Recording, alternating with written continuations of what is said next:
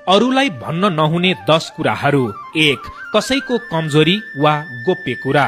कसैले विश्वास गरेर भनेको कुरा अरूलाई सुनाउनु विश्वास तोड्नु हो। 2. आफ्नो सबै योजना। सबै योजना पहिले नै सबैलाई भनियो भने कहिलेकाहीँ अवरोध पनि आउन सक्छ। यो कुरा विचार गर्नु पर्दछ। 3.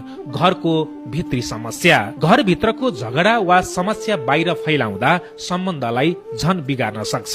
4. आफ्नो सबै आर्थिक अवस्था।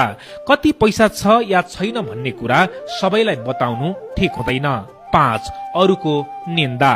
कसैको पछाडि नराम्रो कुरा गर्ने बानीले अन्ततः आफ्नै सम्मान घटाउँदछ।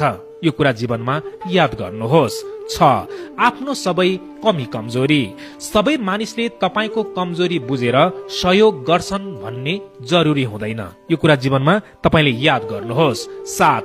कसैले दिएको अपमान। हरेक अपमान सबैलाई सुनाइरहँदा तपाईको पीडा झन बढ्दछ। याद गर्नु भएको छ यो कुरा। 8 नम्बरमा रहेको छ अरूको निजी जीवन। अरूको निजी जीवनको कुरा फैलाउनु गलत हो। यो कुरा जीवनमा विचार गरेर अगाडि बढ्नुहोस्।